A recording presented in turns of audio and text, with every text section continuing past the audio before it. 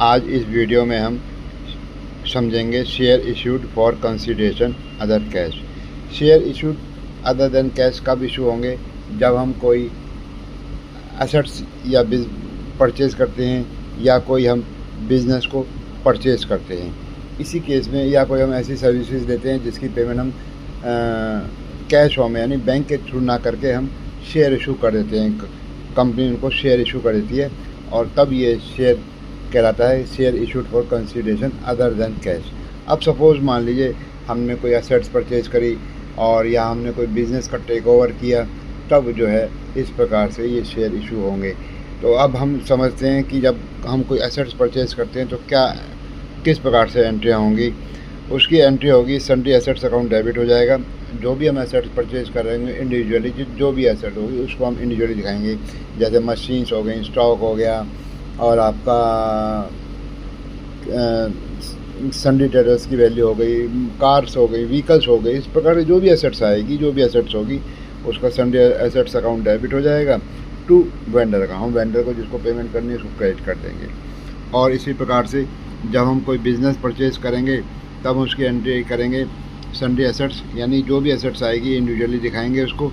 और goodwill account, अगर उसकी कोई हमें गुडविल की अमाउंट कोई देनी पड़ रही है, अगर बिज़नेस काफ़ी अच्छा चल रहा है और उसकी जो वैल्यू गुडविल की जो वैल्यू निकलेगी उसको हम डेबिट कर देंगे और सन्ड्री लायबिलिटीज़ को क्रेडिट हो जाएगी। और जो वेंडर को हम जो पेमेंट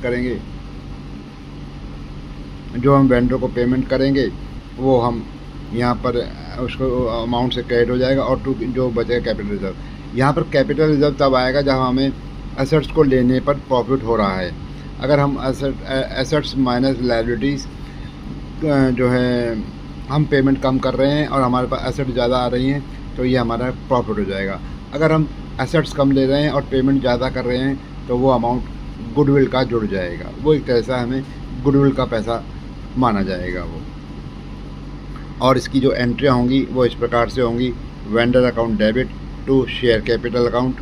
और अगर हम ये इशू एट पार किया है, तो अगर हमने इसको सिक्योरिटी प्रीमियम पर पे इशू किया है तो vendor account debit to share capital account to security premium account. इस प्रकार से ये एंट्री हो जाएगी।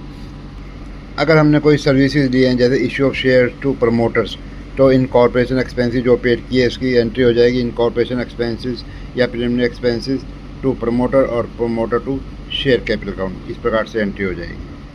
अगर हम अंडरराइटर को पेमेंट करते हैं और उसकी इशू करते हैं तो उसकी एंट्री होगी underwriter commission to underwriter account और underwriter account debit to share capital account.